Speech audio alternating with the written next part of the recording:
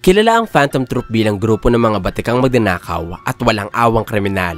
Wala silang pinipiling biktimahin o paslangin sapagkat ang mahalaga lamang para sa kanila ay ang mga kayamanang gusto nilang nakawin. Ngayon, sa Chapter 406, makikigulo si Chrollo sa succession contest dahil balak niyang pagnakawan ng royal family ng Kakin. Kung anong kayamanan ng kanyang kukuhain ay malalaman niyo sa spoiler video na ito ng Chapter 406. Nagumpisa ang kabanata mga idol sa eksenang gumulat sa Phantom Troop sa nakaraang chapter. Nanlaki pala ang mata ng tatlo matapos makita ang isang makipot at madilim na daan na kailangang pasukin ng grupo para makarating sa mas mataas na palapag ng barko. Pagkatapos nilang dumaan sa makitid na lagusang ito, lumabas ang grupo sa isa pang pintuan at bumulaga sa kanila ang isang napakalaking espasyo. Ang lugar na ito ay nasa pagitan ng dingding ng barko mula sa labas at ng mga pader ng gusaling nasa loob ng Black Whale. Makikita sa lugar ang isang napakahabang hagdan patungo sa itaas. Inakyat ito ng grupo sa paglayong makapunta sa Tier 2 ng barko kung saan matatagpuan ang headquarters ng Hailey. Kung medyo nakalimutan nyo ng mga idol, naniniwala sila Nobunaga na mayroong makapangyarihang tao na tumutulong sa Hailey para makapagtago sa Tier 2 ng barko. Hindi pa ipinapakilala ng kwento kung sino ang mga taong ito.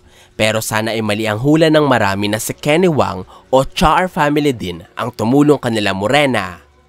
Habang inaakyat ng Phantom Troop ang napakahabang hagdan, napag-usapan nila ang panganib na pwede nilang kaharapin ngayong hindi nila hawak ang kanilang mga sandata. Bukod dito, napag-usapan din ng Phantom Troop ang kakulangan ng mga sundalo ng Kakin sa kakayahan ng paghahanap ng mga espiya at pagsugpo ng panganib. Mula sa pag-uusap na ito, nagdesisyon si Nobunaga na bumalik kung saan sila nanggaling para makakuha pa ng sapat na impormasyon ukol sa kanilang misyon. Sa tingin ko mga idol, ang paghiwalay ni Nobunaga mula kanila Finks at Phaeton ay may mas malalim na dahilan. Maaaring naramdaman ni Nobunaga na mayroong kakaiba sa kinikilos ng mga mafia at ayaw niyang sabay-sabay silang tatlo na mahulog sa patibong ng mga ito. Kaya humiwalay muna siya upang may magligtas sa kanyang mga kasama kung sakali. Lumipat ang eksena ng kabanata sa tracker na iniwan ni Henry sa headquarters ng Hailey family. Naubos na ang nena bumabalot dito kaya mula sa pagiging tulya, bumalik ang tracker sa orihinal nitong anyo. Isang pangyayaring maaaring tumulong sa mga miyembro ng Hailey na makita ang device at mailagay ito sa lugar na magdadala sa kanilang mga kalaban sa panganib. Pwede nilang ilagay ito sa isang silid kung nasaan ang mga bigati nilang miyembro at kapag sinundan ito ng Phantom Troop, makakaharap nila ang mga pinakamalalakas na non-users ng Hailey family. Sa sunod na eksena ng kabanata, makikita muli natin si Henry kasama si Zakuro. Tinatanong ng underboss ang kanyang tauhan kung nasaan si Lynch. Sinabi ni Zakuro na hindi niya alam hanggang sa may mga pasahero ng barko na sumigaw sa hindi kalayuan. Sapagkat nakita ng mga ito ang bangkay ng isang babae, tiningnan nila Henry ang kaguluhan at kanilang natuklasan na ang bangkay pala ay si Lynch. Pinilipit ang ulo ng babae na naging sanhi sa kamatayan nito. Sinabi ng mga sundalo ng Kakin na maaaring kagagawa ng Hailey ang sinapit ng babae. Pero duda dito sila Zakuro at Henry kaya binalikan ng dalawa ang huling pagkakataon na kasama nila si Lynch. Sinabi mga idol sa last chapter na pinaslang ni Bonolinov si Lynch upang maitago ang kanyang pagbabalat kayo. Ayon kay Zakuro, sinubukan ni Lynch na alamin ang katauhan ni Hisoka pero pinatulog lamang sila nito at nagkamali na lamang ang lalaki matapos gisingin ni Lynch. Sa tingin ni Zakuro, impostor ang natagpuan nilang Hisoka at dahil sa kapangyarihan ni Lynch na malaman ng kahit anong klase ng pagkukunwari, tinapos ito ng impostor at kinopya ang hitsura ng babae para lokohin sila. Ang suspetsya nila, ang impostor na ito ay hinahanap din si Hisoka at pinapaslang ang kahit na sinong sagabal sa kanilang misyon. Pero walang pakialam sila Henry at Zakuro sapagkat nagkasundo ang dalawa na ipaghihiganti nila ang kamatayan ni Lynch. Padami na ng padami ang mga kalaban ng Phantom Troop sa barko mga idol. Kabilang dyan si Hisoka, ang Hailey family at ngayon ay sila Henry o ang Shio family na magiging kalaban din nila sa oras na madiskubre ng mga ito na si Bonolinov ang tumapos sa isa sa kanilang mga kasama. Lumipat ang pahina ng Chapter 406 sa leader ng Phantom Troop na si Chrollo Lucifer. Kasalukuyang nasa Tier 3 ang magnanakaw at humalo siya sa maraming tao na nagtitipon-tipon para abangan ng pagdaan ng mga labi ng namatay na prinsipeng si Halkenberg. Habang nasa gitna ng karamihan ng mga tao, inilabas ni Chrollo ang kanyang bandit secret at binuksan ito sa pahina na naglalaman ng abilidad na nakapagbigay kay Chrollo ng isang mahiwagang cellphone.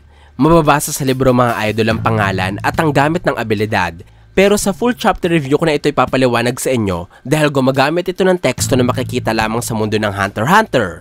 Ginamit ni Chrollo ang cellphone upang tawagan ng isang tao at habang hinihintay niyang sumagot ito, kanyang nilahad sa kanyang isipan ang mga nabuong plano. Ayon sa magnanakaw, ang kaguluhang nagaganap ngayon sa Succession Contest ay sobrang perpektong tsansa para nakawin ang kanyang mga tinatarget na kayamanan.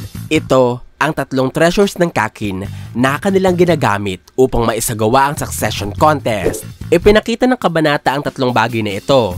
Kabilang dito ang Seed Urn na nagkakaloob ng Guardian Spirit Beast sa mga prinsipe, ang isang estatwa na nagbabantay sa Succession Contest, at ang espadang ipinapasa sa kung sino mang prinsipe na mananalo sa Succession Contest. Interesado dito si Chrollo at gusto niyang kuhain ng 3 kayamanan kahit alam niyang lubha itong binabantayan ng kaharian.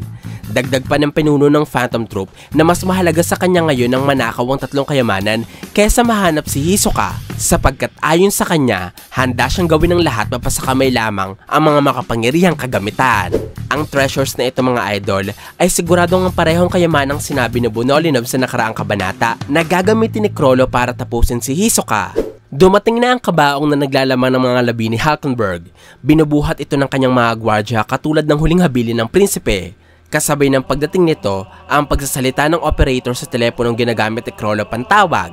Sinabi ng boses na nahanap na niya kung nasaan ang gustong tawagan ni Chrollo. Pero nasa lugar ang taong ito kung saan hindi maaabot ng Nen.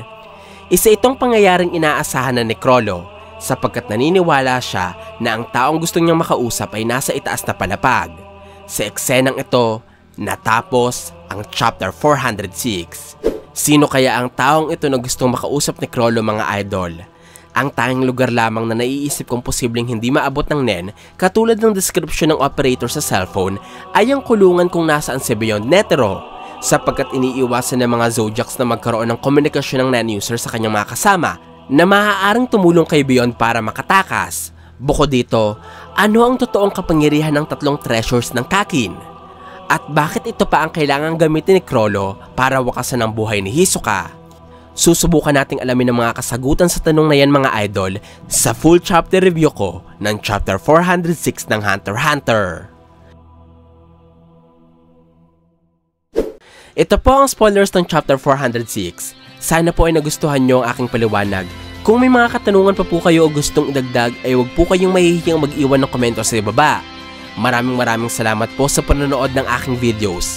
Ako po si JE, hanggang sa muli!